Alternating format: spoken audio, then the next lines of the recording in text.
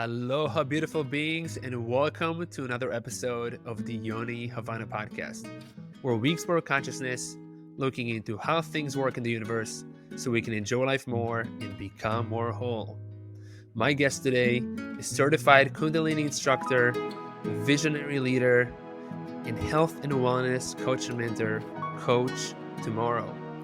In this episode, Coach Tomorrow talks about everything frequency. What is it exactly? How does it work? How to create it? Also, why society needs to shift more power and money into women. What does a healthy balance of femininity and masculinity look like in society? And much more.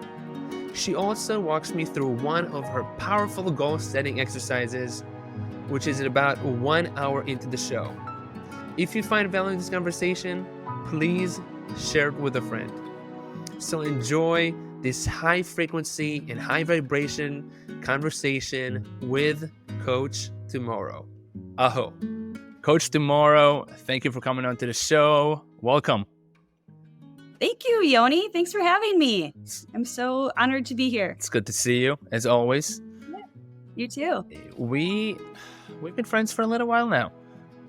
Yeah. And it's fun. It's been a few years. 2018, I think, is when I met you. Yeah, I think so. And I was on your podcast a while ago when you just started out. You've been branding and rebranding and growing a ton, accelerating in a way that is quantum leaps, amazing.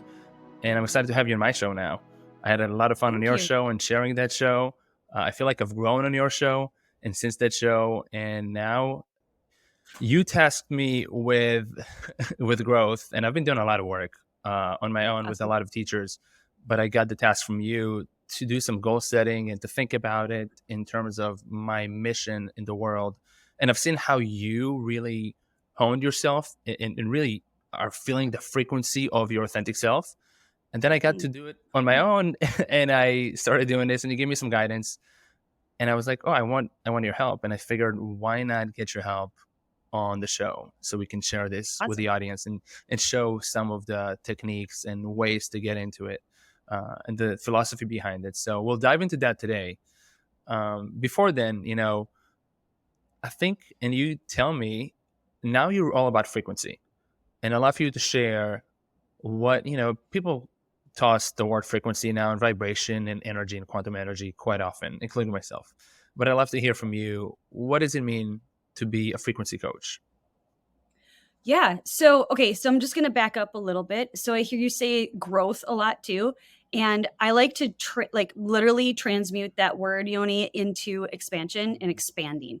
And so that's like a bunch of my teachers and like enlightenment coaches and teachers that I've accumulated, mentors, coaches along the path. It's like we're expanding. Yes, we're growing, but I feel like expanding is like in all directions, right? And I really just want to like move into like that type of language.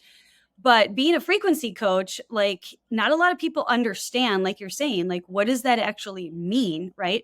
So your frequency, you guys, we all are made of energy. Everything is in the law. There's a law of perpetual motion. Everything is moving and expanding or retracting. So either you're going in a direction or you're retracting in a direction. You're never standing still. So every second, every present moment, I talk a lot with my hands, you are in this consciousness of choosing, right? So you are emitting a frequency, an energy auric bubble around you that is like speaking more than your words, but your words are frequency as well.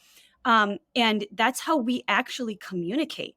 So communicating through frequency is what we're already doing. So what we're doing is like we're awakening to how do we consciously, right, create the frequency we so desire to bring in the desires. I call it like, walking through this life is like the garden of earthly delights. Like, why not partake in the good stuff in life? So aligning to that frequency. And what you were saying too about, like getting on the frequency of your goal, that is really important, because if you're not on that frequency and there's all these different, levels that you're emitting energy to, if you're not matching that, then it's going to still kind of be elusive. Mm. So I really, like, I push people, I trigger people, I offend people.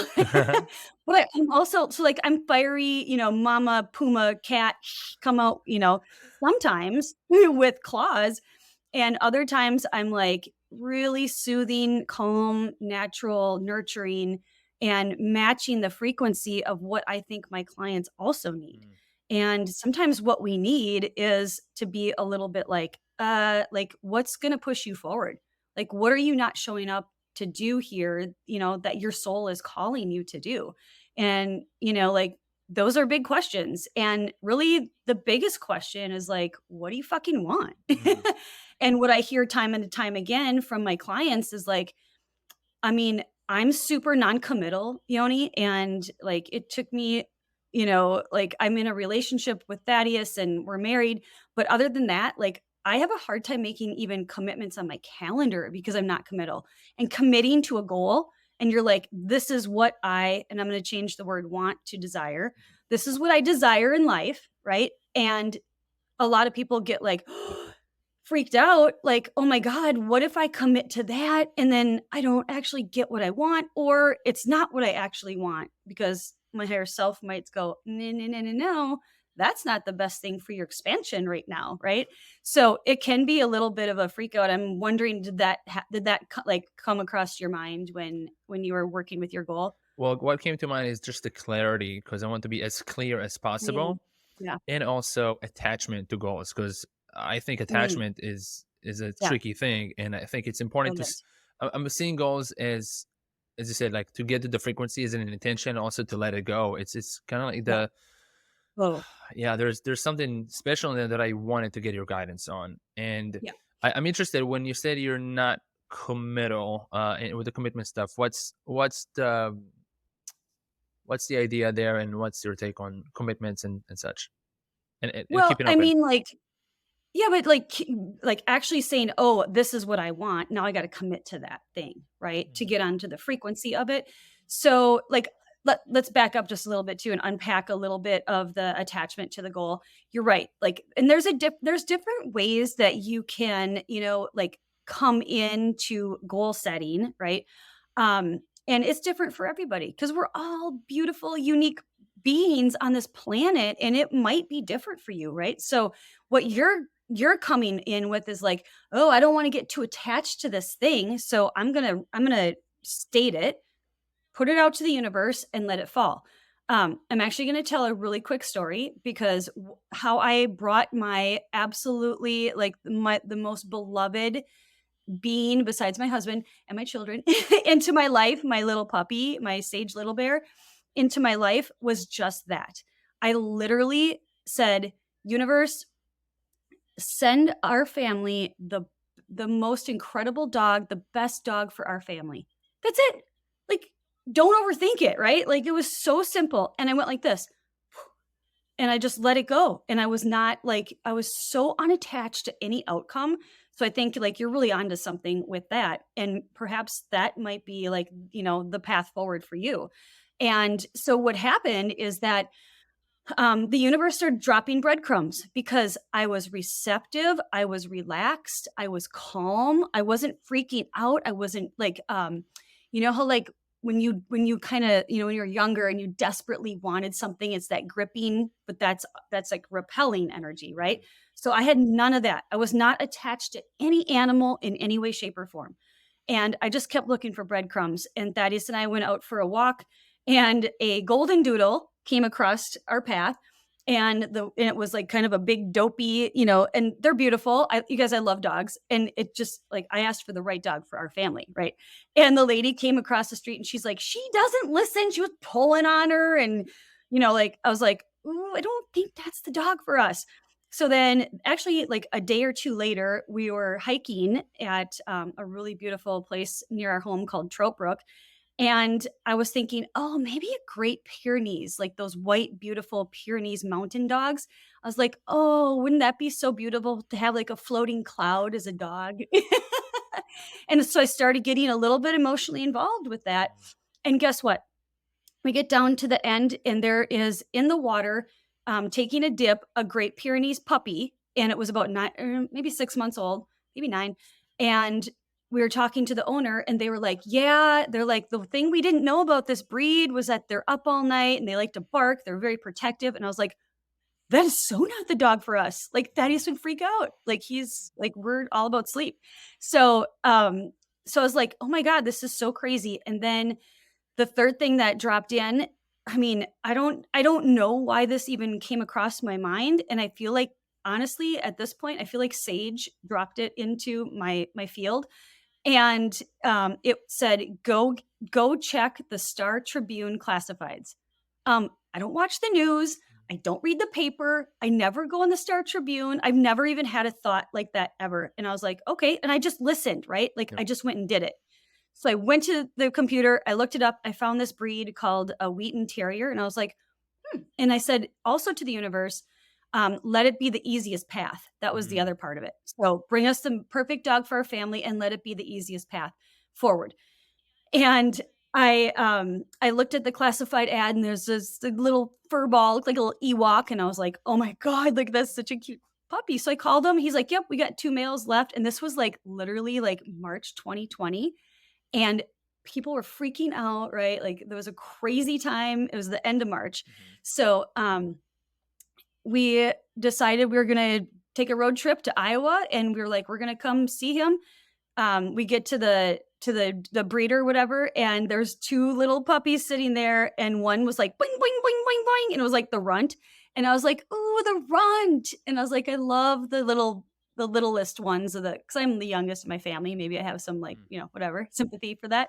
And Thaddeus goes, wait a minute, that other one is calm, and I was like, oh, I never thought about the calm one. I love that.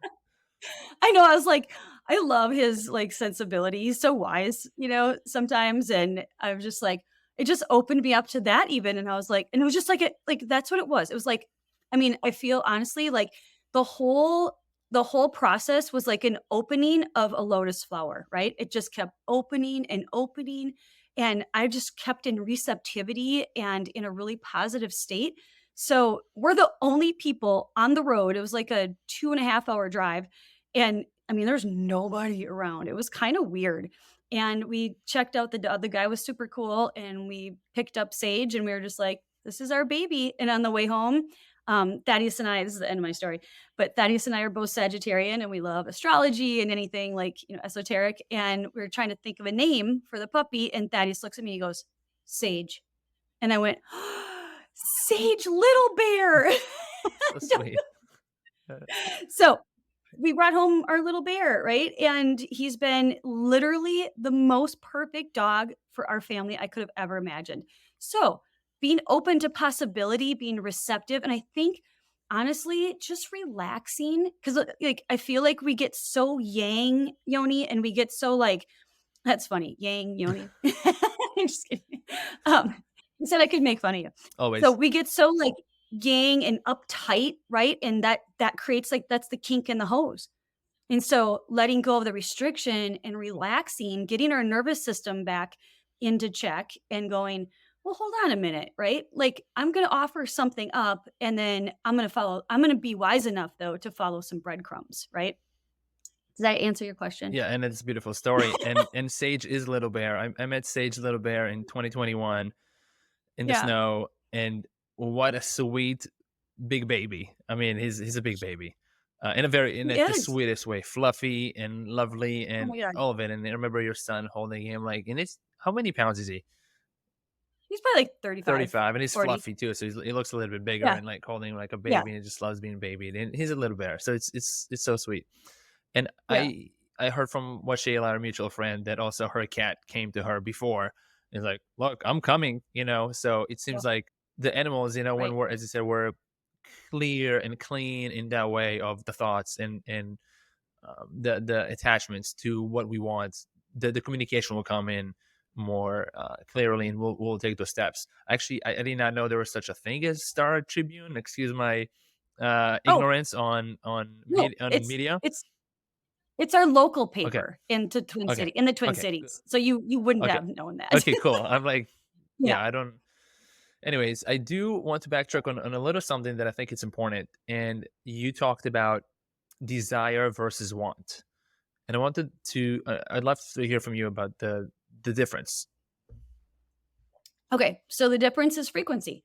So when we're wanting something, it means we're separate from it. And if you actually look up the definition of want, I don't know it like off the top of my head, but I'm sure Chat GPT or something does.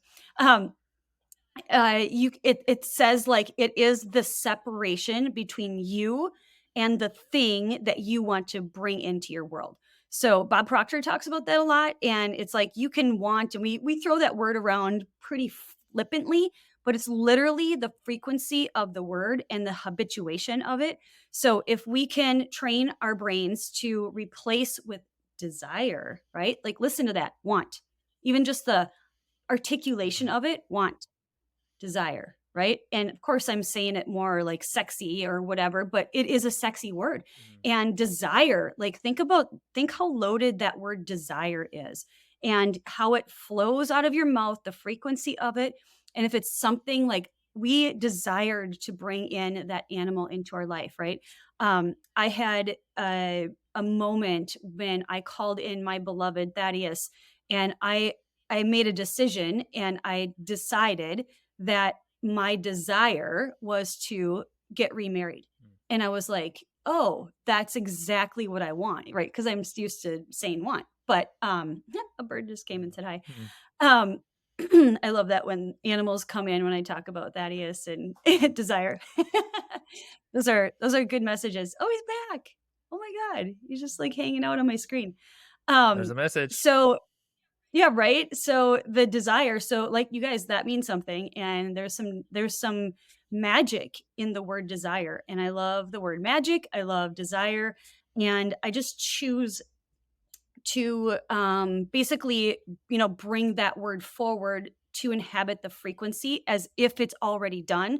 And you're probably going to hear me talk about that a little bit more too, because the frequency of the thing that you desire, it has to be already as if it's done in your field, Mhm. right? In order for it to come faster. Okay. So we yeah, Yeah, I'll that's let you. really cool. And what came to mind to me as you were speaking about the words, the difference as I'm hearing it is I want something. It's as if the me saying give it to me, rather than if I Mm, desire something, I say come to me. yeah. So we're already in Yeah, it's the give it to me is like we're not in a relationship yet. I want right. something that I don't have yet.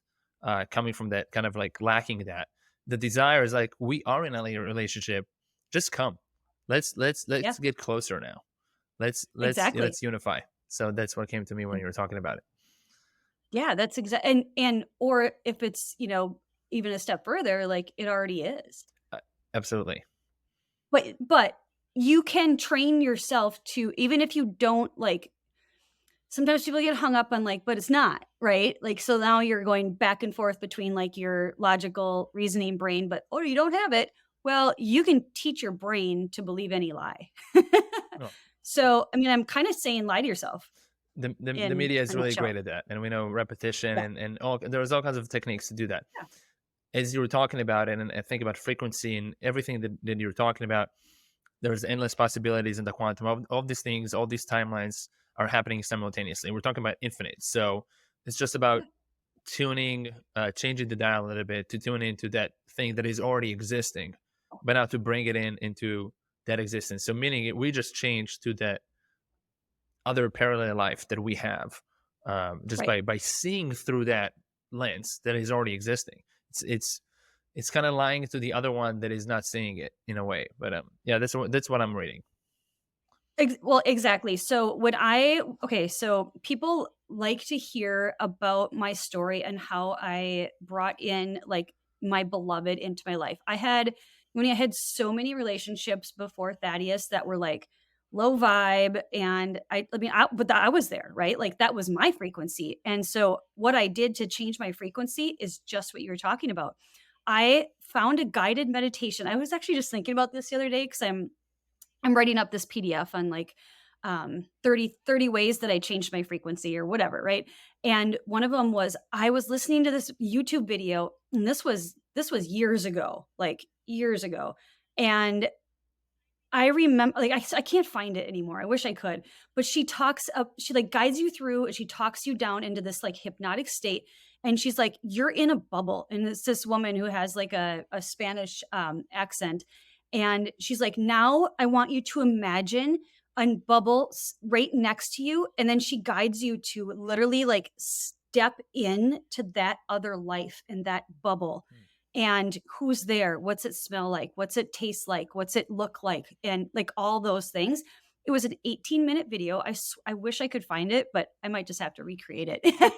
But I did that every single day. It didn't matter what, and I just kept imagining like myself as that person in the bubble, right? So bringing that closer and closer every day.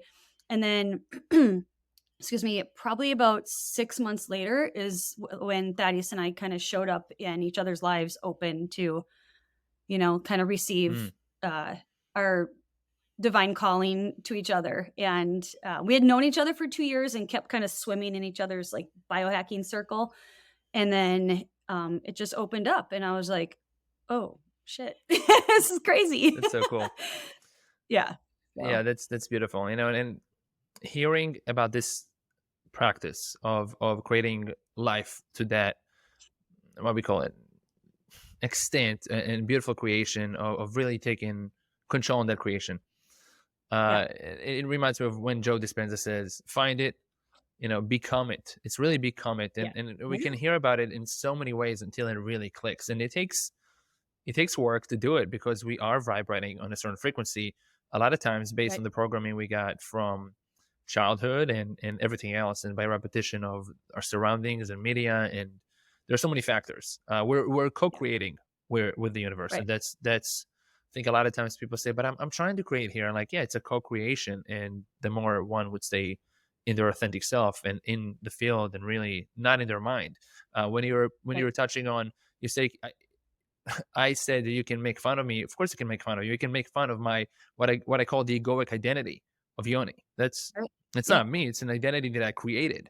My higher self created this identity, created a lot of identities, created a lot of things. I'm not attached to them, At least I like to tell myself that I'm not. I was gonna say, I mean, there's got to be some level of attachment. It's your sacred temple too, right? I'm grateful for it. I'm very grateful for the body, the identity, my mind, the egoic identity. I'm grateful for those creations. I'm not attached to them. That's at least how I like to think about it. And I think that's what I was thinking about, as you said, with the goal setting and such. I don't let doubt get in my way, because I don't think doubt is useful. I think doubt was a waste of time. If this is the first thing that came to my mind, I said, I'm not attached to it, I'm not attached to it. And that's that. If the doubt wants to come from the logic of my like, yeah, but maybe you are, like, how confident are you that you are not attached to your identity or, relationships and such? I'm like, that's it. That's what my higher self said. That's just the divine is speaking through me. Yeah. Yeah. I mean, you can't doubt, right? Like that's chapter in Think and Grow Rich. It's faith. And faith is when you're starting to doubt and things aren't showing up and it's not happening.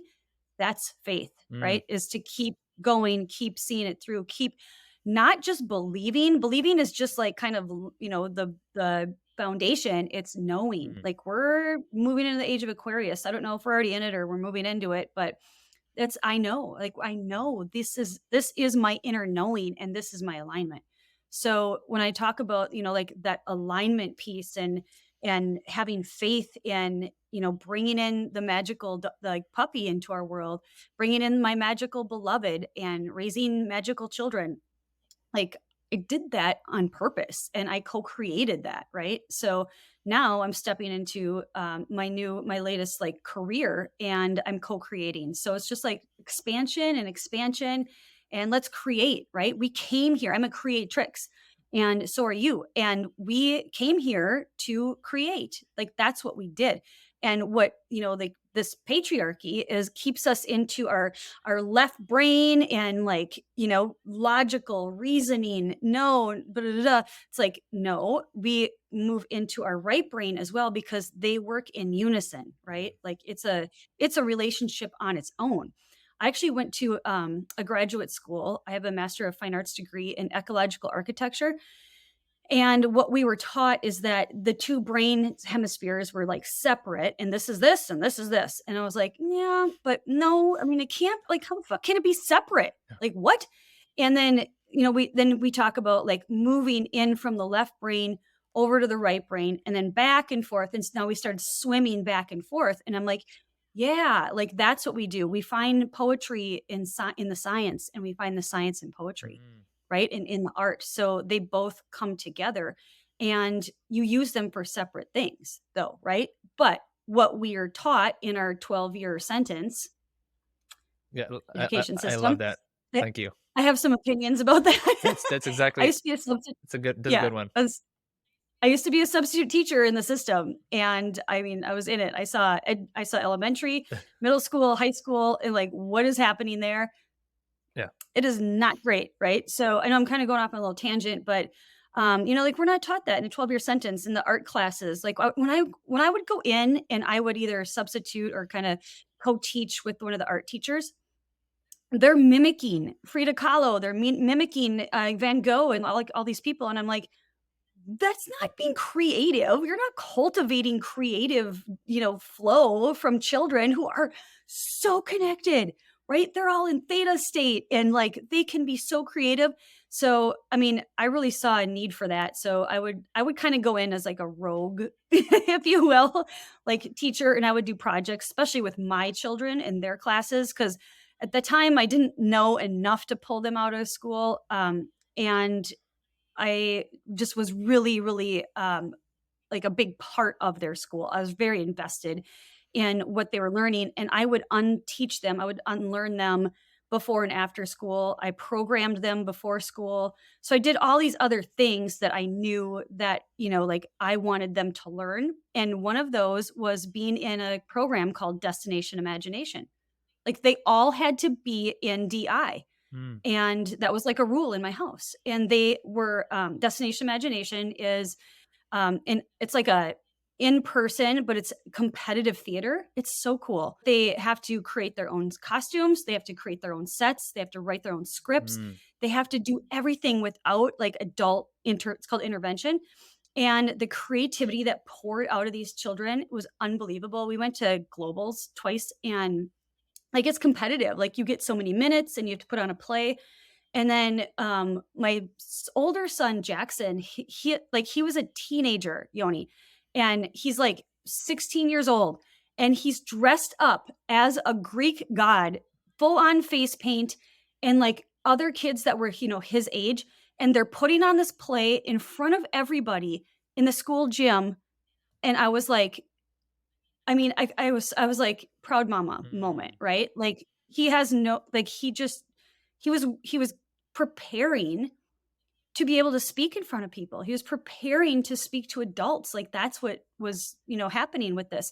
And that really was what DI was all about. It was about getting kids over into the creative aspects of what they came here, their purpose, where that was, that's hugely missing in our schools. So I know I just kind of riffed on No, it's schools, so but beautiful.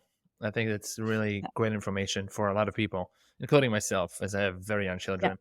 Um, and as you talked about, as you talked about the sentence at school, and this is something that I was very vocal about and very much of a class clown, because I called out mm, the system and the teachers of their program to just memorize. Like if somebody is good at memorization, they're going to memorize what they've been told and then put it on a test, then they get a good score, and perhaps then they get, that's the path that they see is, and a lot of children, I think that's still the case.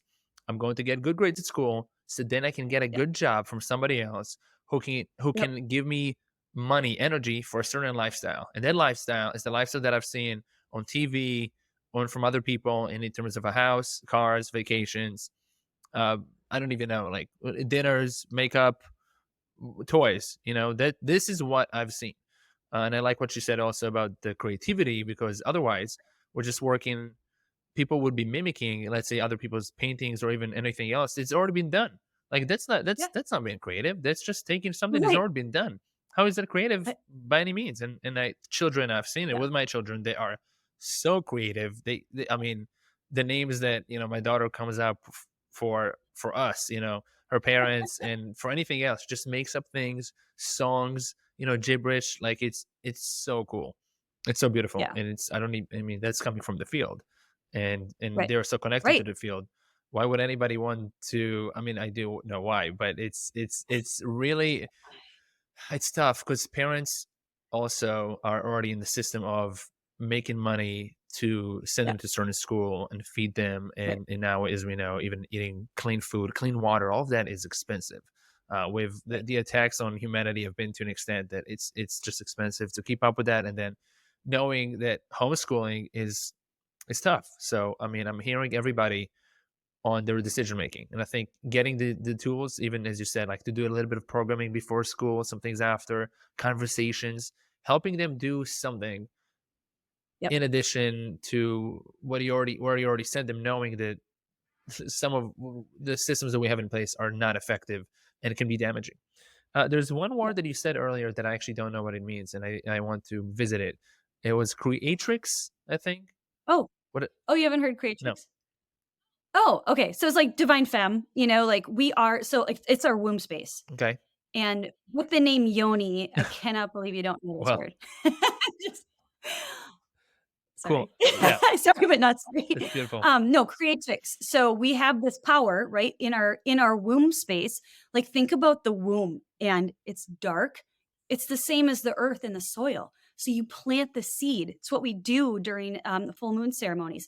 So you plant the seeds and you nurture. Think about the gestation period of that womb, right? So it's like it's nurturing and whatever the feelings are of the mother, right? That is going into the seed, and that is what's going to be sprouted. Mm. So that is a really intentional way of talking about like what us women are here to do. So my business coach, she calls herself a divine femme creatrix.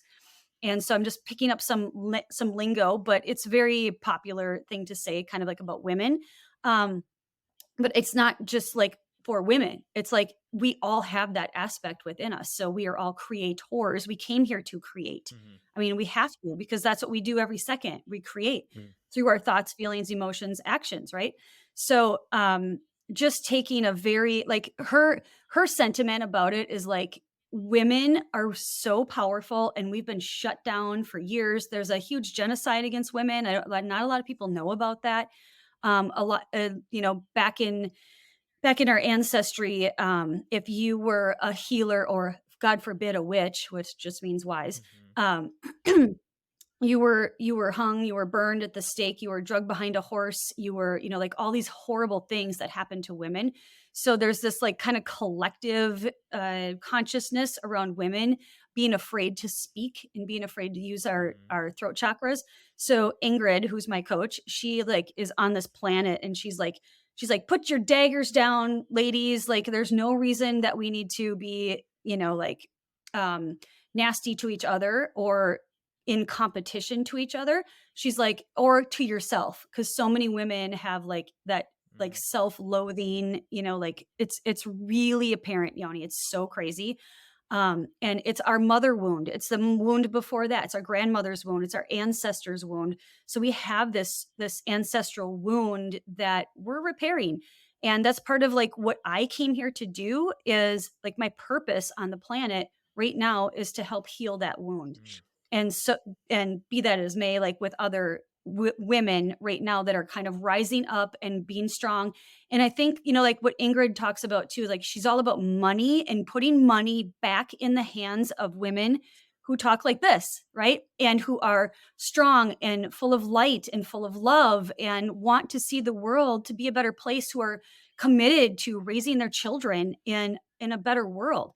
And, like when I was raising my kids, I stayed home with them for 7 years. I was so fucking committed to my kids. Like I mean, it was like my purpose was my children. but I went down a few wrong paths and like kind of lost myself in the meantime, right? And it's so easy to do. So it's like, no, like we get to show up and be strong and show our kids this better way. So we get to show them through example, like I am the creatrix. I am a fucking puma mom with boundaries that if you fuck with my kid, like you're gonna get, you know, Mhm. you're going to get claws. And, like it's okay to speak up. It's okay to have boundaries. It's okay to tell men who aren't treating your children. I see this time and time again too. Men who aren't treating children very kindly, right? And that's not okay. And, we've been scared to not talk about that or not talk back or, you know, stand up for ourselves and stand up for our children. And that's over. Like that, this time is now that we're rising above that stuff. But it's actually, there's kind of a separation that's happening and people that are really, tuning to these ideas and raising their consciousness are kind of peeling away from some lower consciousness. And there's like kind of this, I'll go like this. It's kind of this like pull, Okay. and it's pulling either people kind of back down or it's pulling people up. And then, like kind of waking up like, yeah, like that's not okay. And it's time we talk about this stuff. It's time we bring to light and shed light on these shadowy things that have been so inundated in our culture. And I come from a family with a very strong male, alpha male, like father, right? And I was shut down time after time. My voice didn't matter. I didn't think the same way as my family. So I'm the black sheep and I'm empathic and I'm sensitive and I'm a witch and all those things. And it's like, okay, well, I'm done with that. And I don't really care anymore, where I used to hold so much from that family like karma drama. And so, like what I came here to do is cut those cords. So I'm cutting like constantly. And so I'm going to back up just a tad too, Yoni. Two things when I was raising my children, because I know you have young children, two little tips for programming them. Um, Keeping them close, right? Like don't let anybody and don't let anyone rent their mind. I mean, easier said than done, but you have to really be a squeaky wheel, and you have to keep saying and programming them through repetition. Like we drink clean water, we don't eat fast food, we do this, like this is how we live. And so that their mind, those seeds are planted, creatrix, Mhm. right? Like back to that. And now we're going to nurture that and like see the fruits of that come to fruition. And the other thing is you can, I always would go for a drive with my kids. So this is like a really easy thing to do, but captive audience, like put them they can't go anywhere if they're in the car, Mm. right? So when they were little, and I wanted them to take a nap, or I just needed a break. I had 4 children. 3 of them were under the age of 5. I mean, it was, imagine adding another one Yeah. that was running around who was a boy and destroying everything, and then another one who was 11 that was like, pretty chill. But not a girl and not a good Mm. helper, really. Helper enough, And and so I put them in the car and I would be like, "Okay, you guys, like," and this is where I would really talk to them. And there's a thing that happens. I actually just learned this from Washayla. When you're driving, you become your brain goes into a hypnotic state. Did you know that? No. Yeah, you go into a hypnotic state. We were actually talking about that at the pyramids, and Shayla and I had a similar incident with our mothers. I had this really divine connection with my mother, probably I want to say 8 years ago, and I thought my mom was like really coming out of like into her spirituality, and she was gonna, like, let's talk about this cool stuff and, the way we talk, whatever. And it was just in that car ride. And then it never happened again. And I was like, I'm so confused. And then Washayla said the same thing happened to her with her mom in the car. And she's like, no, it's because when you're driving, you get into this hypnotic state. And so I didn't know this at the time, but I would do a lot of channeling and talking to my kids. And hey, you guys, like, here's what's going on in my life, because I'm not a helicopter parent and I do not like shield them from danger or like things they shouldn't hear too much. I mean, there's a balance, right? There's a pendulum there. Yeah. And and I would talk to them about like emotional intelligence and emotionally intelligent conversations, even when they were toddlers. And I was like, here's where, like I went wrong in this situation. And here's where, so and so is not really taking into consideration this and this and this. And it's like, my kids are really highly emotionally intelligent for that reason. So I would use them in the car for captive audience, and then I would also sit them down at the breakfast table. I always had a warm meal for them before they went to school. Always. I always made them like an egg and a piece of gluten-free toast, or, whatever it is in the morning before they left for school. And we would sit down and I played Wayne Dyer at the time. That's who was my teacher. And now I'm listening and being mentored by Wayne's teacher, Omram Ivanhoff, which is really cool. Um, and I would play Wayne Dyer tapes over and over and over in the morning. And then after school, they would go to DI. So they would be really using their right brains. And we did a lot of art projects, spent a lot of time in nature. We didn't do sports. We'd hike, we kayak, we do anything outside. And to this day, all of my kids actively hike on their own. They seek it out on their own without me being like, ringleader, oh, let's go.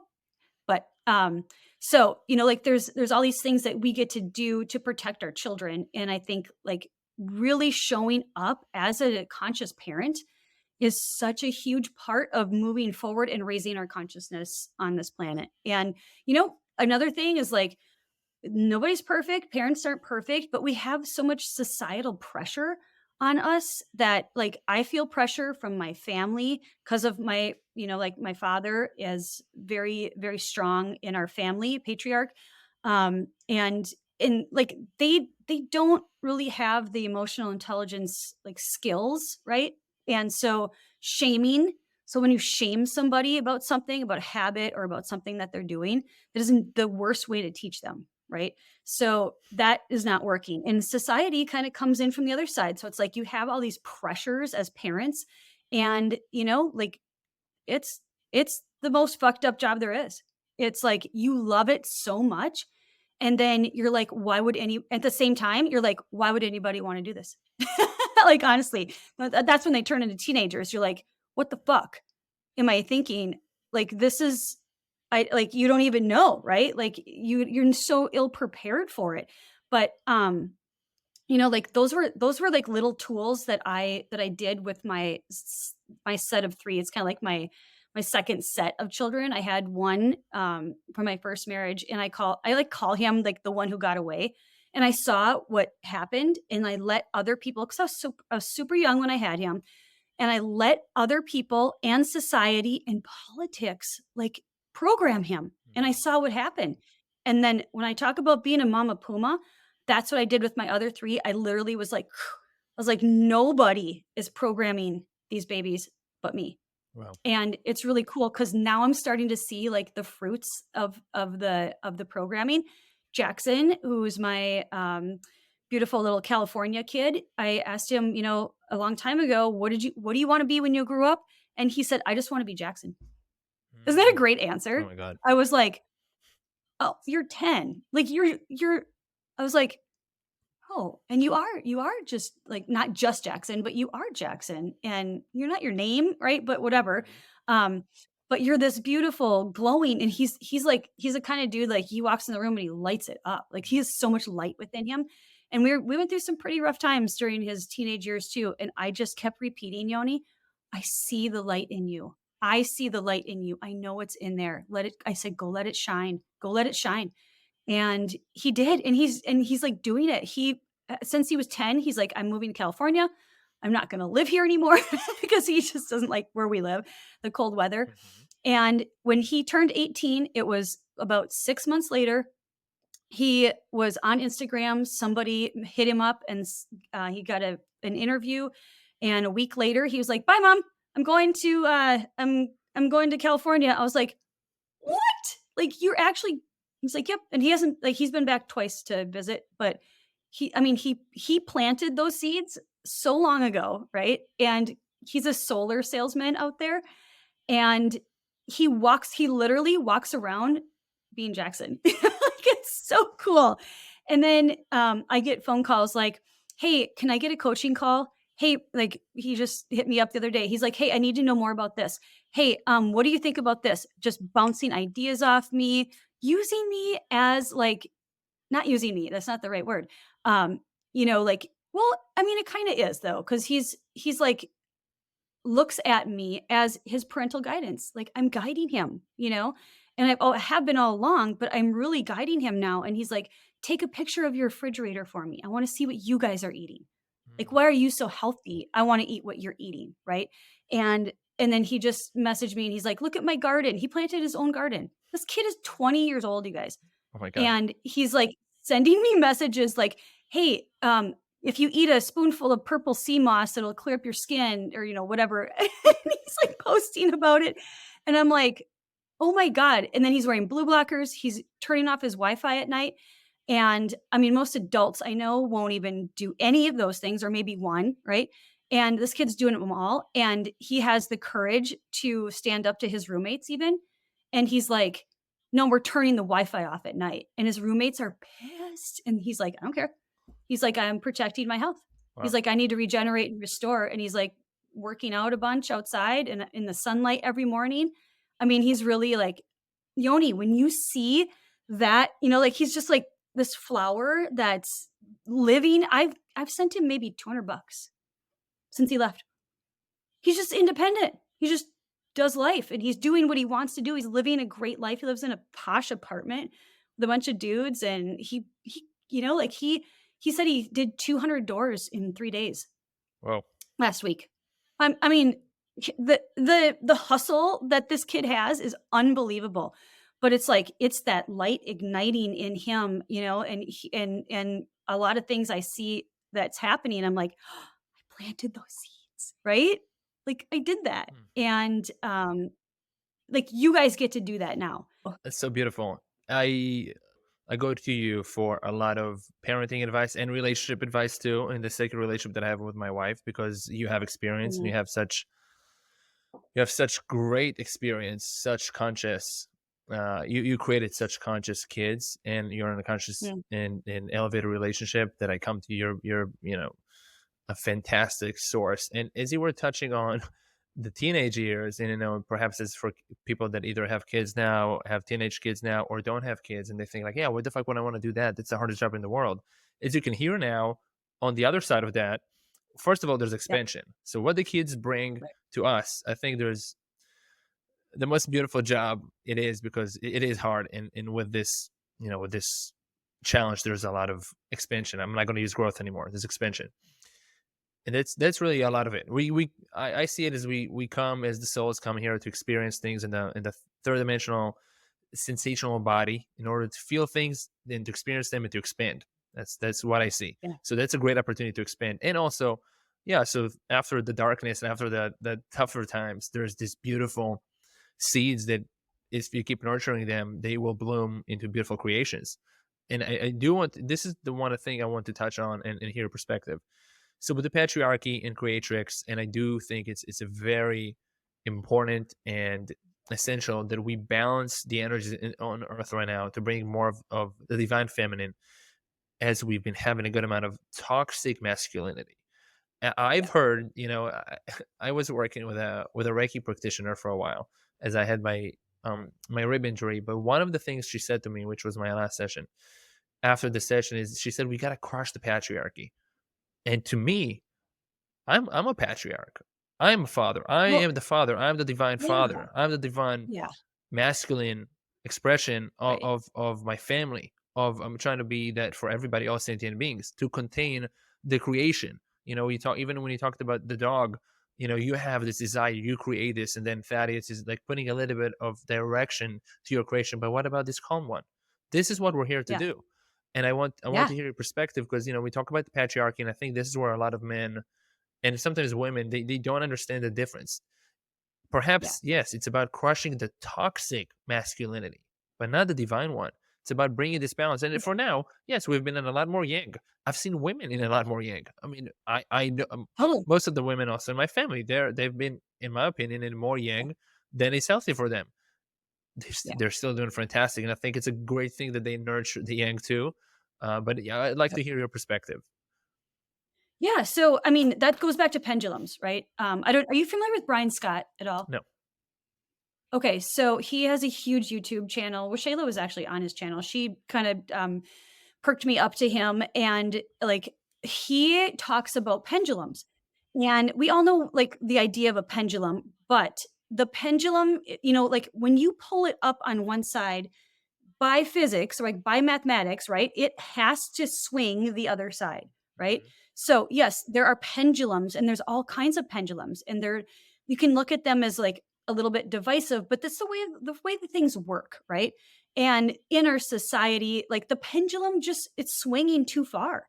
And the pendulum swung too far, maybe for all of history. I don't know. I don't believe in history, by the way. But His story. Yeah, go ahead. his story, yeah. I mean, there's her story, His there's their story. even by the war, by knowing the zeitgeist, it was his story, not her story. Yeah, yeah, right? But the pendulum, right? And so, like, that's what yeah, so when the pendulum swings, right, it has to kinda swing back in the other way. But when we talk about, like, the Zen path or the path to enlightenment, which I know this is going to perk you up, but it's the middle path, right? And so there are no pendulums in the middle path. And that's actually why I do Kundalini yoga. Your spinal column is the Shushumna. It is the middle path to enlightenment up into the pineal center. So we all have the middle path within us. And when we can start, aligning our bodies and our nervous systems, so there's this Shakti energy, and like this is what it does around your spine. Mhm. When you do that Dr. Joe breath, that's what's happening around the male principle. The female is intertwining and raising that Shakti energy so that they meet in the center of your head, Mhm. right? To create the golden elixir. Um, Amrit really is what that is. That's the nectar of the gods. So I mean, that's kind of like what the purpose of that is. And there's like very esoteric definitions of that, but that really is the embodiment of, and I'll throw in some Washela words, the embodiment, right, of the middle path, Mm. and aligning to the middle path and saying like, oh, well, like what's come out of um, toxic masculinity or the patriarchy, which is could be looked at as a little dark, right? But there's light that came out of it. And it's just your attitude, I think, too, about like how you view things. And if you see that there's light that comes out of the darkness, how could you get the light without the dark? Mhm. So I would never go, oh, we need to take down the patriarchy and like whatever. Now you're being divisive and you're like going you and you're pointing fingers outwards, right? When it's like, let's take a 60,000 foot perspective. And this is what I do really well in my coaching is like, let's get up here, take the eagle perspective. Cause I always talk about the eagle perspective, the robin, and then the earthworm. Mhm. And it's just this concept that I actually came up with. And I'm Sagittarian, so I'm always looking for like higher knowledge, higher truth, and things. And so I'm really good at looking at things from a 60,000 foot perspective. So looking down at that and going, wait a minute, if it's divisive, like Lori Ladd talks about this, if it's divisive, I'm not going to touch that, right? And if going, yeah, we need to take down the patriarchy. Now I'm like saying I'm in this camp. I'm not in any camp. Like I'm on the middle path. And it just is. And yes, I mean, there are things that are wrong with it, but I'm not fucking perfect, you know? And I'm certainly not going to jump into the feminist group and go, "Oh yeah, yay feminists." I mean, there's so much so that was the pendulum, Mm. right? Like and there's a lot of like historicity to that as well, and it's pretty dark, and what I've seen in families, in my own family, what I've witnessed, what I've experienced is that there are dark forces, there are things on this planet that don't want the family to be a family, and feminism is one of them, and I don't know, like this can be contentious for people, and this is why I trigger and offend people as well, but um it is what it is. And I think that when we can come back to center and we can align and ground ourselves and come into our soul's alignment, right, with our higher self and like show up to do the work that we came here to do, which is to bring light to the world because the world needs more light, more love, Like, I don't want to live in a world full of war and, whatever that is and whatever gender that's attached to, right? I feel like, yes, there needs to be some movement, and putting more money in the hands of women probably seems like a good idea. And, keep showing up and speaking my truth and saying, like, parents, hold your kids, tight, keep them so that they don't get programmed by all these other things. And I mean, that, like, that's such a crazy, insane idea to 99% of people, you know? And but it's like, this is some of the stuff that this is the light shining through. It's breaking through. And we honestly need to talk about it more and bring it to light. So, yeah, I mean, the patriarchy thing, I mean, honestly, I was going to go grab a book when you said that, but I have this little like witchy book, and it's called Hexing the Patriarchy. Mm. And it's interesting because when I was reading it, and it says like little spells and like things to do. I don't know if you know, I have a kind of a witchy side. I have hot gypsy blood in me from Kazakhstan, so probably not too far from where you grew up. That sounds like it. Yeah. Um, so I was when I read through that, I would always be like teed up to, you're a little off on this. Like, this is divisive. I don't hate men. I love men. Right. I mean, I love my husband, but men, I mean, and I always told this to my sons growing up too. I'm like, you boys are so courageous. Thank you so much for being brave. Like, I thank them over and over. And like, I would ask them to come and grab a spider off my desk, or, do whatever. And they'd just be like, grab it. But I would teach them to not kill any being, right? They would take it and then they would go put it outside for me. And I'd be like, oh, I'm so thankful that you are so courageous. I love that you boys take care of things, right? And when women feel safe, and it's like the shell, it's the oyster shell, and this is that male containment Mhm. idea. And like, I get to feel like the pearl in the shell, right? Now I get to really step in and be the creatrix and do my job when women feel safe, because we do have that lineage, that ancestral wound of, well, I'm not gonna stamp that in the universe. I'm cutting the cords to that wound, presently, and I'm not bringing it forth into my children, my daughter, right? So I'm I'm actively, right, like, not attaching to what used to be in the past where women didn't feel safe. And I teach that to my husband. Mhm. Like, when I said the other day, I don't feel safe right now in whatever. And, he jumped up out of bed. I'm like, I heard something. It was just last night. And he jumped up and went downstairs and checked everything out and came back up. And I peacefully went to sleep. Mm. And I was like, thank you. Like, that means so much to me. Right. So there's just, I don't know. I mean, like, it's yin yang, it's Yeah. balance. It all comes back to balance, honestly.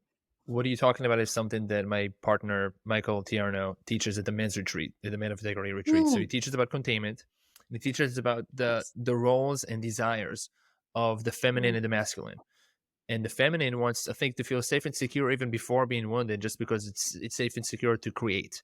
And I'm gonna use it interchangeably, but the masculine wants to feel useful and needed. So when we're called yeah. to take a spider out of from the desk to put it outside, we feel useful. Now I have a Right. job because we're not creators. We can contain and put some Mhm. direction and help with the pattern of the creation of the feminine, but we are not creators. That's the truth. I mean, there are we have a feminine side to us. I created a bunch of stuff. I created this podcast, created a bunch of artwork for it, created a lot of stuff in my life. But I know that the real feminine embodiment of the divine femininity from that women in general have better access to it is of a Mm, higher power creation. So that doesn't right. mean that I only protect and serve in that way. I Right. also create, and some people are very balanced in their ways, and they're 50-50 on femininity and masculinity. I happen to be perhaps more in the 70-30 with masculinity and femininity, has been nurturing my feminine side over time, going from the 95-5 coming from Israel. So yeah, and Funny. there's such beauty to that. As I said, the dance. within the spine, and it's everywhere. It's everywhere. Yeah. These are the universal laws, laws of the Yeah. universe. That's Yep. so beautiful. Thank you for touching on all of that. I think that's super powerful Yeah. perspective, information, and truth. Yeah. Yoni, we haven't even talked about I goals, know. and it's Now already and now we're segueing into into the goal setting. Oh, what? I gotta show you The, this quick yeah. because I almost forgot, Okay. and I Yes. know, like, yeah, and then we'll do goal setting. But check this out. I ordered a used one, Yes. and it's signed. Oh my God, it's so beautiful. I just ordered a used one Just look- for a friend of mine is going to be was going to be doing house sitting for me in the summer, and oh, it's so amazing. She actually signed one in front of me when I was in her house. So Coach Tomorrow was oh, just holding a book. I think the only book that my teacher, Dr. Aubrey Degnan, wrote. It's called Luminous. I'm not even sure if there are any more copies on Amazon right now. She's oh, wow. located in Sebastopol, California. She's in her mid 80s right now, and she's an enlightened being with so much to teach. She's a doctor. She's a psychotherapist. She's had quite the life, and Oh my still god. having quite the life. She rides horses Are you right gonna now. get her on the podcast? Absolutely, Okay. absolutely. She's amazing, amazing. So, yeah, let me know what do you think about this book, and Yeah. I I just got done reading the Chat GPT book, and it was just like a one little pamphlet okay. thing. So Yeah. it's on my next thing I'm starting today. It's gonna So blow your mind and open your heart in ways that, yay. yeah, it's gonna be a lot of magic.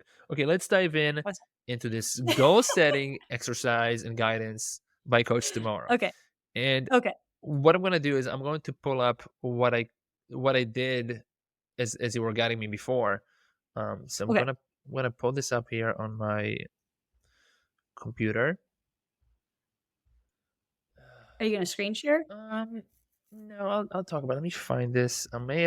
I might have it in my notebook. So let me check. Is it your goal? We did what you were instructing me to do at the time was kind of like my life goal, purpose, and also the purpose Well, and goal of the podcast. And I'm using these words both because I wasn't sure. Here it is. Um, okay. so this is what I had, what I came up with, after I did some of the guidance you had. So the life purpose goal, and it may have changed since. This was a bit over a month ago. It was help people become more enlightened so they can find the greatest alignment of their divine purpose and become more whole. That's what I had for our life purpose goal. I'm just going to move on and then we'll touch on everything. And then the podcast goal was inspire 100,000 people by June 2025 to become more enlightened by meditating, ascending, and improving their instrument of consciousness, their body. And then I put etc. because this is how far I got. Yep. So yeah, that's all I have so far. Okay. And Are you ready for me? yeah, yes, and I will. The last thing I say is, as I keep evolving in my understanding of my role in the world, I started as a holistic lifestyle guide, and now I'm still with the holistic lifestyle. I think it's very essential and very helpful with ascension and awakening. But I added awakening Mhm. guide because what I'm Okay. being called to do is more of the spiritual teachings of the world and awakening. And I Okay. think it's my duty to help people awaken and know themselves better so they can take control of their sovereignty and express themselves to their highest creation. Okay. I mean, okay, we're just gonna back up a little It's bit. a lot of stuff, and then I threw it, and then yes, please take it from here. Okay. So I'll just tell you my goal, Yes, right? And please. then we'll just kind of do a little compare and contrast, and then we'll see like kind of what unfolds from that. So my goal is that I'm so happy and grateful now that I'm a world-class visionary leader, health and wellness frequency coach and mentor. Can you say it one more time a little bit slower so people can get on all the nuances of Yeah. this? Yeah.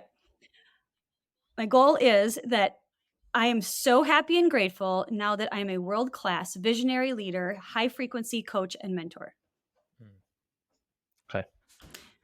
Okay.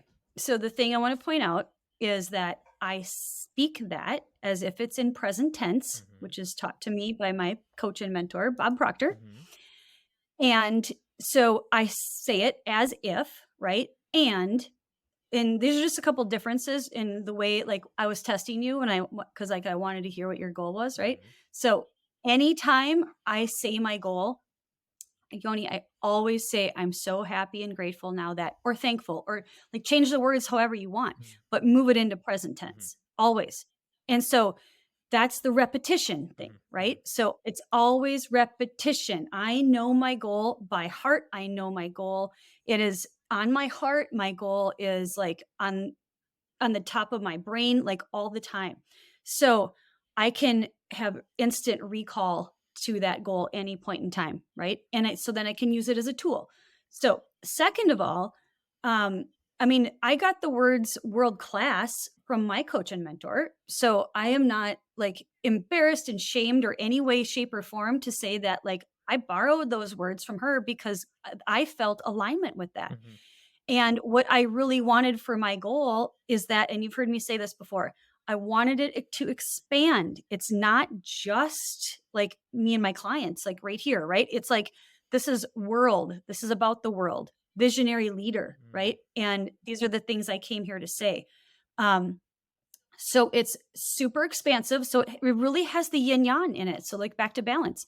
And then it comes siphoning, look at that, right down to like into me, coach and mentor, right? Like that is what I am, like my purpose here right now and what I'm working on for this specific goal. This is my life purpose goal right now. And so it's expansive and then about me. So if it feels a little wonky, right? And it feels a little off, like I feel honestly like when you were saying your life purpose goal, it's not about you enough.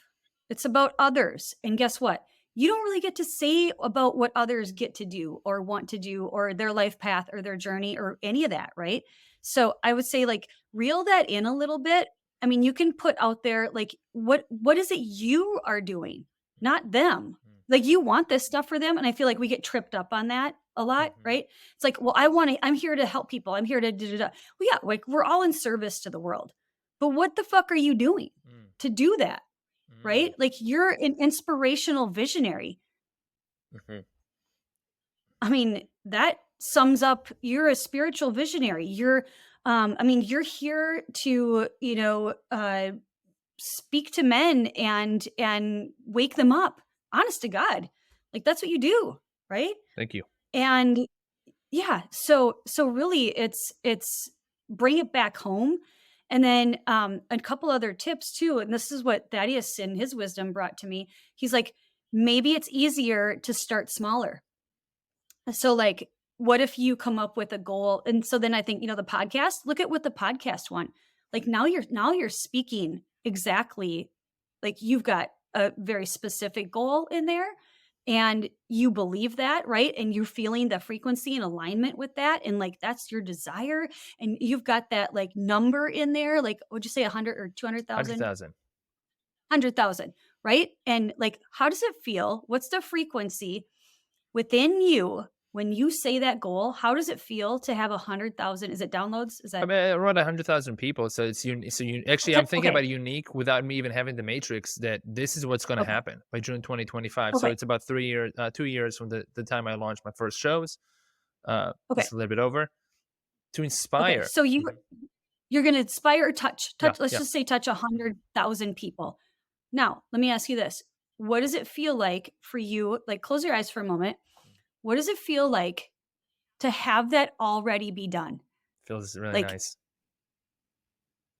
Like really nice. I can feel it in the center of my heart. Like I feel accomplished.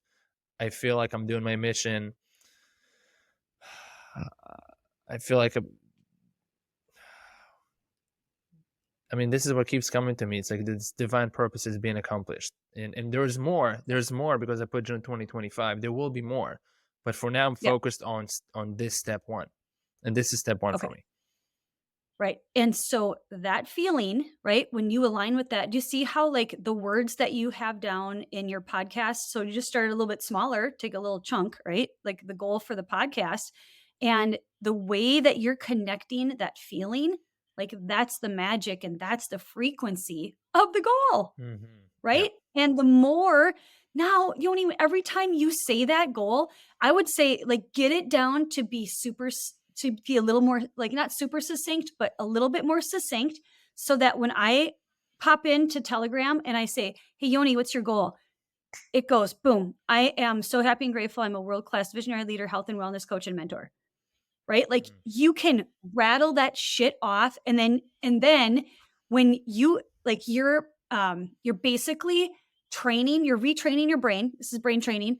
You're reprogramming so that when you say those words, that frequency is going to now start to effervesce and move into the frequency of your cells, of your Mm. body. And by law, if you are on that vibration and that frequency, it has to match, Yeah, right? absolutely. The universe has to match it. So take it to the next step. So feel it, not just say it, right? But you got to get the saying to the point where it's like, I'm so aligned with this. And, people say, oh, it's my mission and blah, blah. And you know what? My coach and mentor, Bob Proctor, he'll start shouting. He'll say, you got to get on the frequency of your goal, right? And like, that's what he fucking means. Yeah. So his goal was that he was going to create a business to operate. He wanted to create a business that operates all over the world. And he was 86. He still had the same goal. Mm. He was still like crushing it. And he's like, I got big goals. And it was like, he's not in his body anymore, but he was still saying he has big goals at 85 and 86. It's so This funny. doesn't stop. I mean, that's like living your true passion when you're 86 and you're like not throwing around that word, I'm going to retire and remove myself from society. But he just kept giving and giving and giving and giving and receiving and receiving and receiving, right? In perfect balance. And look at everything just comes back to balance, honestly. So how much can you give? And how much can you receive? Because a lot of times people can give and then they're like depleted. A lot of mothers do that and you're not able to receive. It's just as important when somebody gives you a compliment, when somebody hands you a present. When I know people in my life, if I say a compliment or if I give them something, even a client of mine the other day said this. She's like, I'm not really good at receiving gifts. And I'm like, what? I'm like, I love gifts. Yeah. And I receive them all the time. Like, but you have to like being in receiving is part of it. And if you're not telling the world that you're good at receiving, like what are you gonna get? you know? Absolutely. So receive information also. So like my point is that like receive information about your goal. You might be in the car going to pick up children and in a hypnotic state and go, oh my God, I know what it is. Or in the shower or, like whenever, and something might drop in. So I'd say stepping into your divine feminine, like be receptive, be patient. And then the other side is like, get to work and, get some other ideas down. There's 1,000 possibilities. How many other 1,000 possibilities are there? Yeah. Try them on. Yeah. It's so beautiful. And when you said about receiving, first of all, I will say, so Joe Dispenza says, you only get what you feel worthy of receiving. And I 100% with it. And I got better at receiving and feeling worthy of receiving over time, over the years, especially when I got my rib injury that happened 3 years ago. Cause I was like, okay, now I really need help. I couldn't figure out something on my own anymore, which was in a lot of giving mode and just giving, which I enjoy giving. I really enjoy giving. There's a lot of beauty to giving. Giving feels great. A lot of times they say that the giver feels better than the receiver. It is truth. It is Exactly. really true. Yeah. I have noticed, and men called me out in some of the retreats that it would give me compliments on the way I showed up, and I was kind of deflecting them. So, and that's Well, just it's a process. It's a process. yeah. It's a process between, there's pride of being proud of our children, being proud of some accomplishment, and there's pride of being boastful. And I was very Yeah. cautious to not be boastful because the society that I grew up in, and this is just the way it is. There's a lot of accomplishments to the Jewish people in the land of Israel out of necessity, out of a lot of challenges they have. A lot of them are very boastful. That's just a fact. It's Yeah. not a judgment. Mm. It's just a fact. This is how they show up. Mm. Or a lot of like, Interesting. me, look at me. So I was very much walking on the lines of like, I don't want to be boastful. It seems like a very low Right. vibration. And yeah, it's kind of, we talked about the art with the goals and the attachment and all that. And And it's a true art. It's to figure it out. It's a true art to be in the Mhm. middle of the calm spine, in the Tao. So yeah, I'd love to work on this purpose statement right now, if you're Okay. cool with it, just to get it at least a Yeah. little bit more honed. If I don't get to the final version and it comes to me later on, and I keep refining. So in terms of receiving, what came to me, and this is something that I actually revisited, and I have not shared this on the podcast yet because it's something that I would just keeping to myself. It's a big goal out there of mine. Hmm. Hmm. It's to reach enlightenment in this lifetime. Okay. And I put this goal aside years ago because I was like, for two reasons, and I think this is also one of the I've learned this from my teacher. It's essential to not be attached to the goal if one even wants to be, because otherwise, he said, when we're trying, and kind of like sometimes in desperation, but in general, when we're trying to grab onto something, we're not going to grab it. It's we put the Right. intention, really want to get it, and we're also cool with the timing of that. So I have my goal Mhm. of reaching enlightenment, and I say enlightenment. There are all kinds of levels to enlightenment. There's the is this book Luminous by Dr. Aubrey Degnan talks about the kindergarten of enlightenment. It's just a level of being able to hold light in the Mhm. body, as a soul, and it's a level of clearing the vessel. So this is one of my goals, and this is something that I'm looking to receive more light from the universe. Hmm. Me doing my work, receiving more light, giving more light, and keeping this loop going on, keeping this figure eight going on between me and me. I mean, it's not separated, but between that illusory self and the small self of me, and bringing more light to the creation. So that's something that is on my mind. It's something that I'm Okay. now actively pursuing by doing all kinds of things and keeping that and matching this vibration, because I know what it feels like in my heart when I think about enlightenment.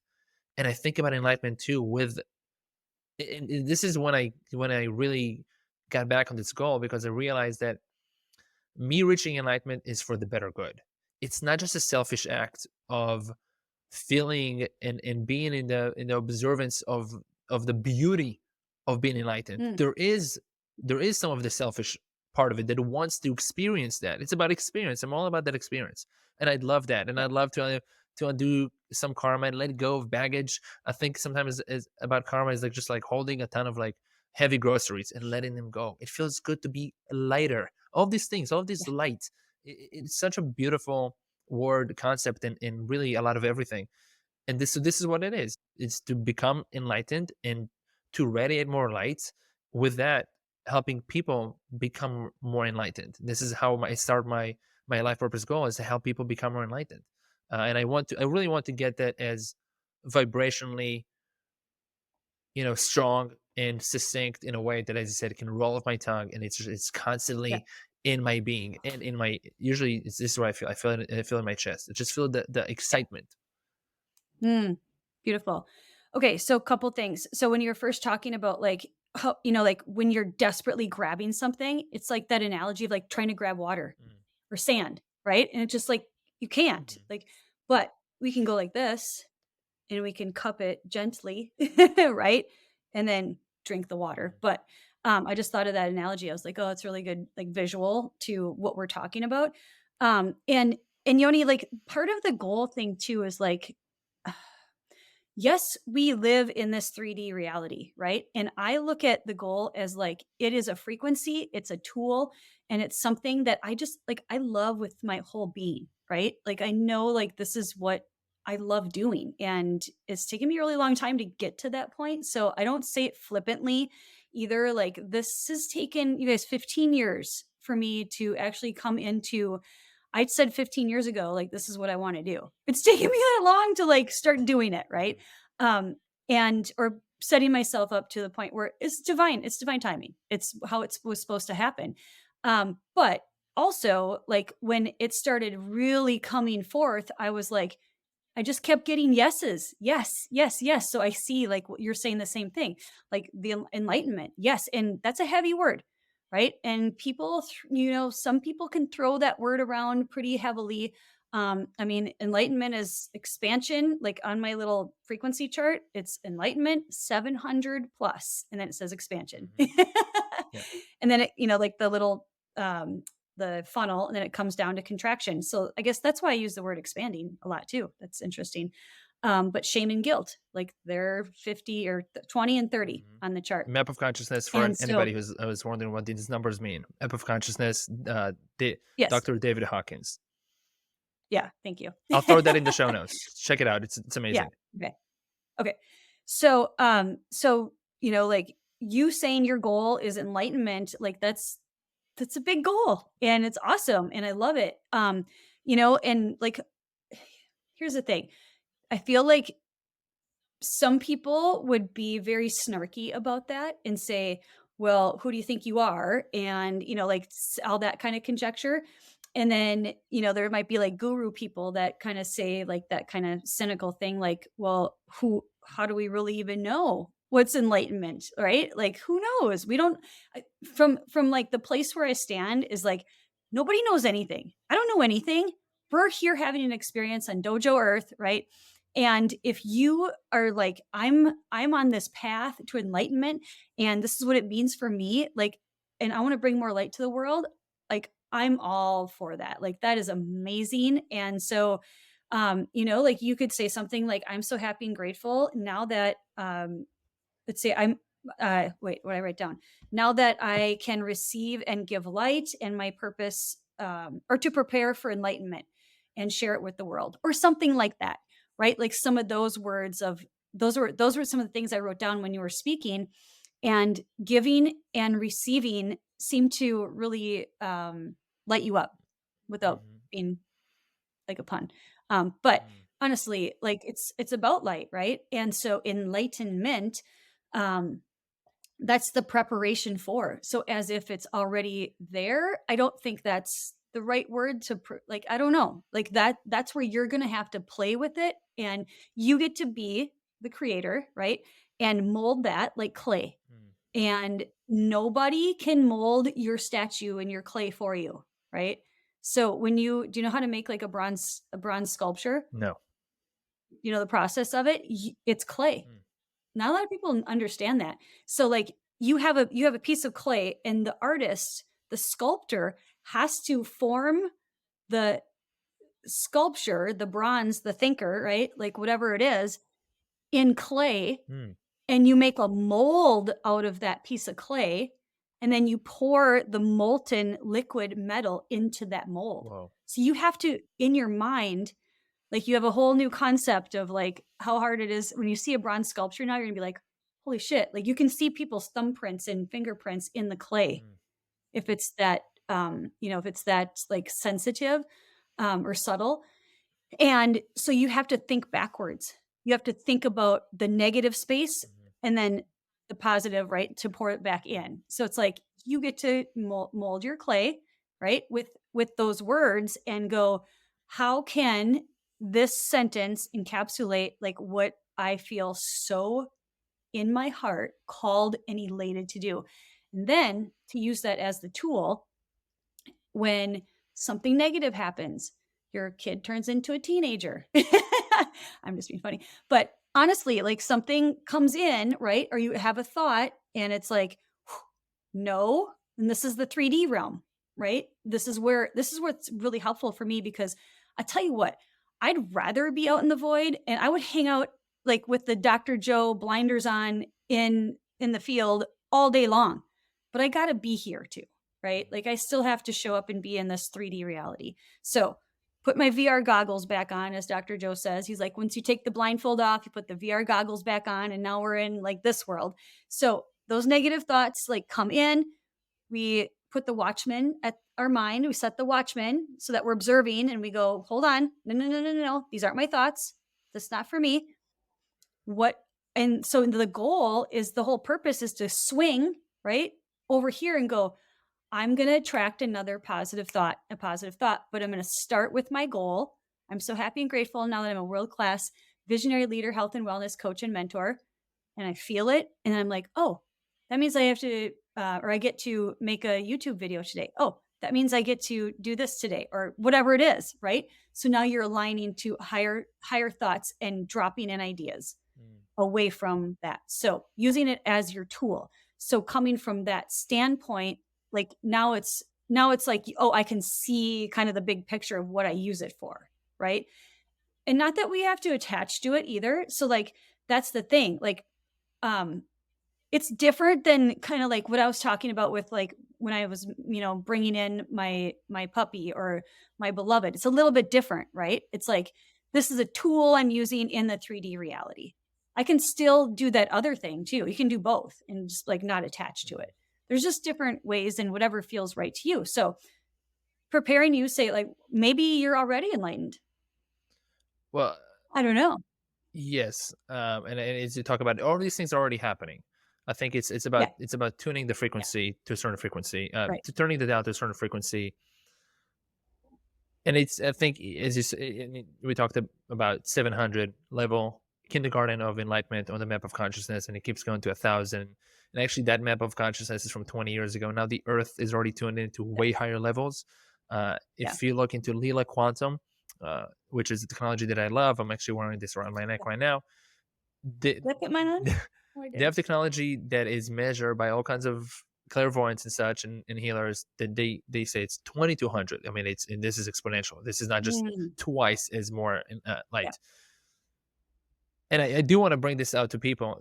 I don't share this because for a lot of people this is, you know, this sounds outrageous, whatever, because the word itself is charged.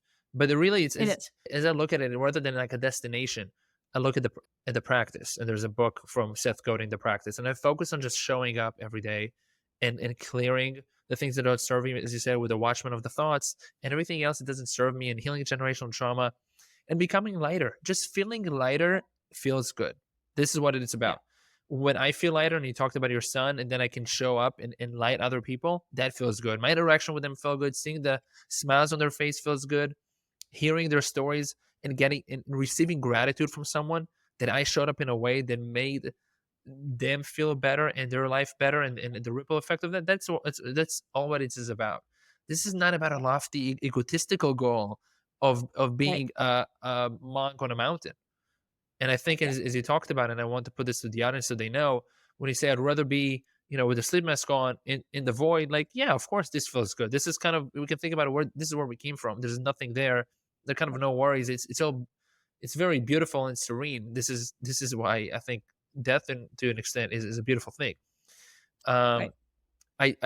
I want to tell these people, and you tell me if correct me if I'm wrong.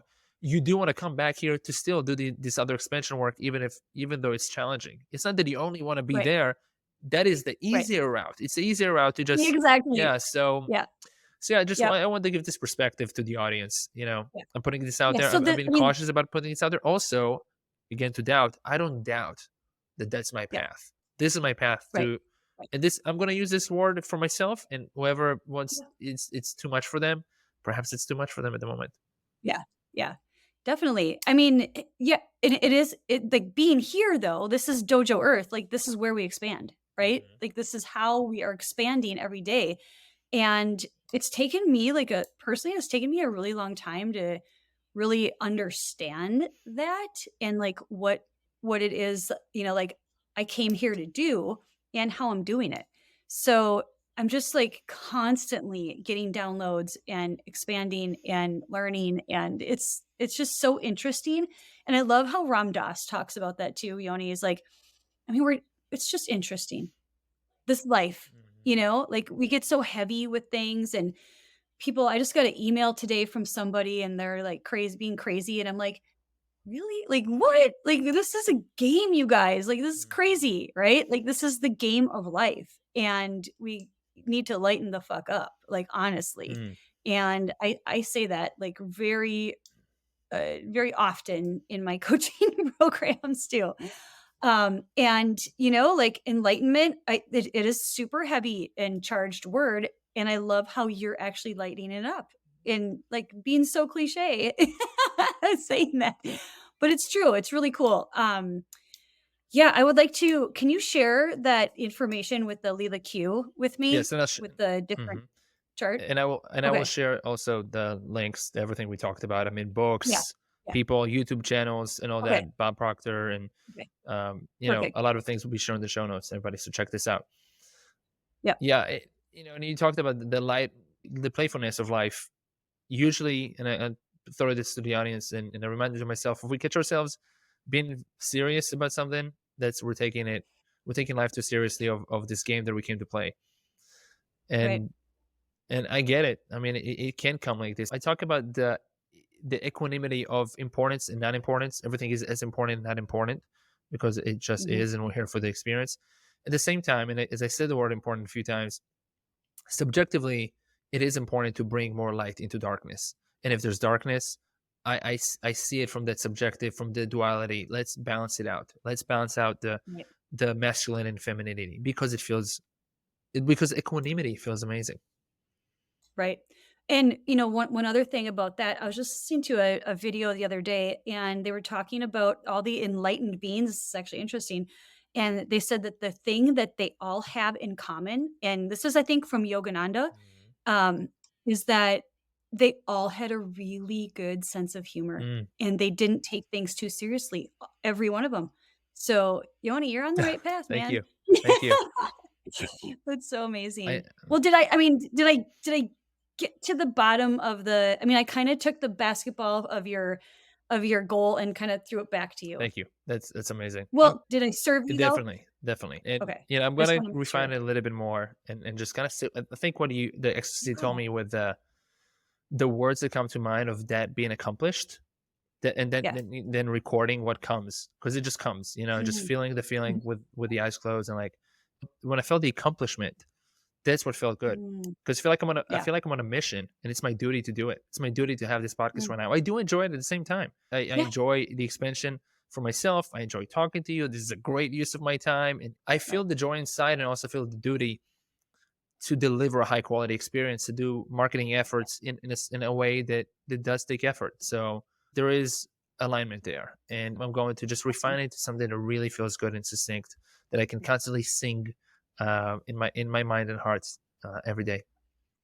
Well, and I think that's like, Abraham Hicks talks about it. It's like you can't put the canoe in the water and then get to your destination without paddling, Mhm. right? Like you're not going to get there either upstream or downstream. Like it's a journey and it might be winding. You might get stuck and hung up on the rapids or you might get, whatever, but you got to fucking paddle. And Yeah. so paddling. And so like, that's why every time, you come back to me, you're not getting like, I don't give people answers. Right. And this is what I do in my art when I teach art too. So often people ask me questions and I'm like, I actually am not going to answer that because it's yours. And as life leadership, like this is me actually teaching you life leadership because you're the leader of your life. You're the only one that knows your goal. It's already there. It's just you're paddling to find it, Mhm. right? And so like I can help you along the way and I can be like, no, kind of go over here. Nope, the water is back over there. You're in the weeds a little bit, right? But essentially the journey has to be like in yourselves from you and then breaking through that, right? Breaking through resistance, breaking through doubt and like I don't know the answer. Well, no, you actually do. Mhm. And it's just a matter of you being receptive, following breadcrumbs, and then asking more questions, right? So this I love the playfulness of this too. And I love how you like you're like, I wanna do this, but I wanna learn more about it, right? And like you're so teachable about it. Like, so thank you. This is what lights me up. And I love teaching this. But this is how like we move into that right side of our brain and activate that creativity, right? And so we can bring those brain, waves back and forth so they can fire and then really create something that you feel divine alignment to and then go forth. You'll know when you get it. Like that and that when that dropped in for me, I was like it took me 6 weeks, but I was like every day I was journaling every day. Like I was relentless. I didn't miss a day. Mhm. Like I did the work and I put in the work every single day. It was a ritual that I did over the winter, 3 pages every single morning for 3 months. And I was very deliberate, like, I wanna get this down and I want my goal. And when it dropped in, man, I was like, "That's it. Mm. That's it for right now. Like, that's Yeah. it." And that's just like for one aspect of my life, you know, like I have so many other goals. I have tons of goals. But that one is like what I use most often if I start going into a little bit of negative swirl. That's so beautiful. So, And I yeah. want to give you credit for stepping into this role and your gifts and really letting those gifts express through you, because I've seen you do it with other people a few months ago when we were on a mastermind together. And I mean, I see you lighting up. I mean, you're lighting up the whole room. I mean, you were with your back to me, and I see just Mhm. also the other people so engaged, and you were just crushing it. You were just on fire with people, coming to you like one after the other. That's just like you putting your gifts together, all of the gifts and all the experience that you have, and all the light that you've been it's not only accumulating, but it's clearing, so you can constantly like Mm. bring Yeah, it in and share it, and I can tell you are enjoying it as much as somebody's getting value out of it. So that's I totally. can tell you're in amazing alignment right now. So kudos to you and thank you. Thank you so much. Yeah. So with that, where can people find you for more guidance, more coaching to help them get to that space? And before you give this answer, I just want to tell people, when we talk about coaching, I like to call it coaching, guidance, teaching. Some of these words like, oh, well, why do I need a coach? This is exactly why you need a coach or teacher to do a lot of things. You can do it yourself in a lot of things in life, but you can accelerate with somebody who can be an extra set of eyes, especially if they're experienced in doing something specific.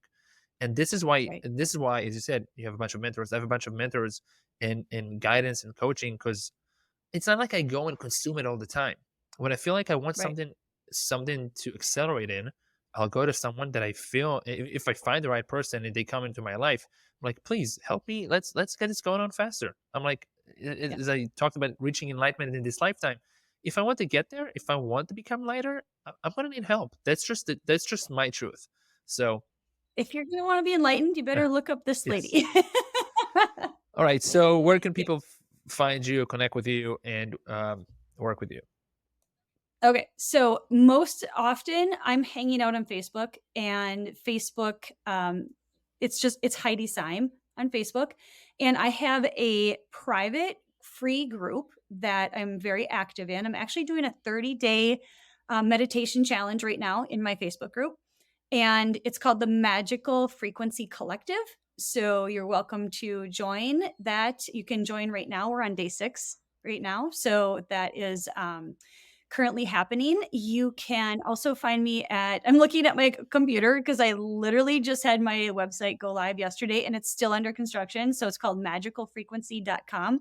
I was teasing Yoni at the beginning of the podcast. He's like, "What's your website?" I'm like, "I don't know." So like this is me like coming back down to my 3D reality, right? Mhm. Yeah, so magicalfrequency.com.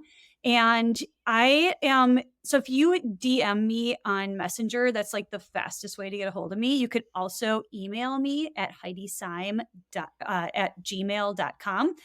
And yeah, so right now I am preparing some courses coming up and some group coaching, and I'm taking one-on-one coaching clients right now. And Thaddeus and I are doing a little tag team too. So if you have health issues, that's another thing that is coming and opening up to both of us. So we're kind of like a little tag team. You get the yang and the health and the physical, and then you get me with the mental, emotional, and actually a heart activator. So that's another thing that happened to me during my coaching. So you guys, like I spent $10,000, well, maybe $12,000 just in 2022, 2023, 2 years on coaching myself. Like I knew like I was reading books and I was listening to podcasts and I was like doing, leveling up step by step by step. But when what Yoni was saying, like when he saw that expansion in me, so what happened is I hired my coach, and thousands of dollars later, right? Like it's so worth it to me. I love every moment of it, and I just like I consume it, and then I take it and like do the work. That's the other part about coaching is like if you're not ready to do the work and be like I'm all in, like then like I'm all in. I Mhm. always have this little conversation with people too. I'm like I'm all in, so if you're not, like then, find a different coach. Mhm. um but this is a runway, and I'm on a runway, and what that is, I mean, it's really similar, Yoni, to yours. I'm just not saying like I'm my runway is to enlightenment, but it's to create a heart-centered world. So I feel like they're both this one and the same. How could they be different, right? But honestly, like waking people up, helping people really, move out of desperation and self, loathing to expanding. So I've activated heart, and my coach activated my heart, and it's like a ripple effect. It's really cool.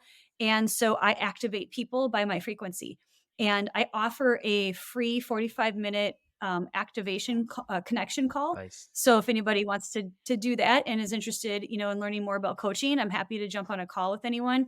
And you can, there's a link on my webpage, and you can book me is the link. So you can book a call with me and chat. So that would be a way to get a hold of me.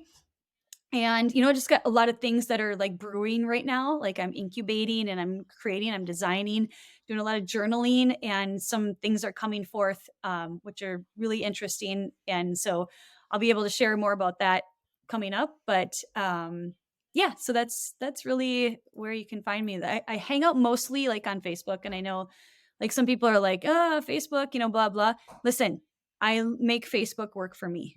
Okay. Like that's not the other way around. It's my slave. I'm not a slave to it. I'm not a slave to my phone. And it's where people my age are hanging out, and it's where I see a need, and it's where I can serve. So really Facebook Messenger DM would be a great place to really strike up, a conversation of like, here's how to move forward.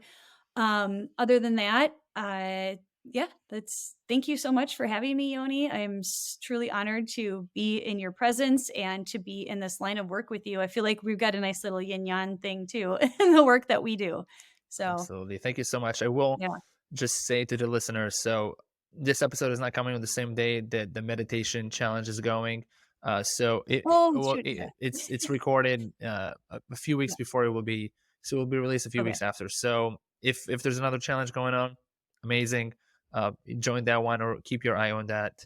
And the same website will be there, and most likely more developed by then. So yeah, there'll be like a master class when this gets released, or like I go back and forth between challenges and master classes. I come on live a lot, and I share in my Facebook group, like how I share on podcasts, like a lot more than what I do just on my like public page where like my mom hangs out. I don't share a lot there, but in my private group I do. Is Kundalini yoga still part of the offering? Yeah. Fantastic. So Kundalini yoga I'm actually moving it to, I think I'm moving it into another Facebook group where I'm going to develop it more there. Cause like what's happening right now is just like, I do it every week. I show up every week and I do it, but it's just not doing what I want it to do. So I'm going to move things around. So, but yeah, I mean, there's always Kundalini yoga, on a weekly call, whether it's on a Zoom call or a Facebook group, which is where it's migrating right now. Yeah. Fantastic. Amazing. Coach Tomorrow, Heidi, thank you so much. Thank you everybody for listening. We'll see you on the next one. Go check out everything that Coach Tomorrow is offering. I'm excited to continue to vibrate on that frequency, and thank you for vibing us with your frequency, and everybody else. Thank you for doing your mission, showing up, and a big aho to everybody. Thank you. Yeah. Thanks everybody. Have an amazing day. Have an amazing one. See ya. Bye-bye. Well, lovely beings, I hope you enjoyed and were inspired by this conversation as much as I was. You can find the full show notes and all episodes on my website at yonihavana.com/podcast. If you are a man and you are called to do transformational work to become a better man, to find and grow the divinity within you, and you are longing a community of masculine men who share a passion for growth, please check out Men of Integrity by going to moi.co. community. Lastly, if you are enjoying the Yoni Havana podcast, I'd be so grateful if you take a moment to leave us a rating and a review on your podcast app of choice. The Yoni Havana podcast is a brand new show, and your support would help reach new people by rating higher on the algorithms. Also, your feedback would help me deliver the best experience to you as the show keeps evolving. Much love and a big aho. See you on the next one.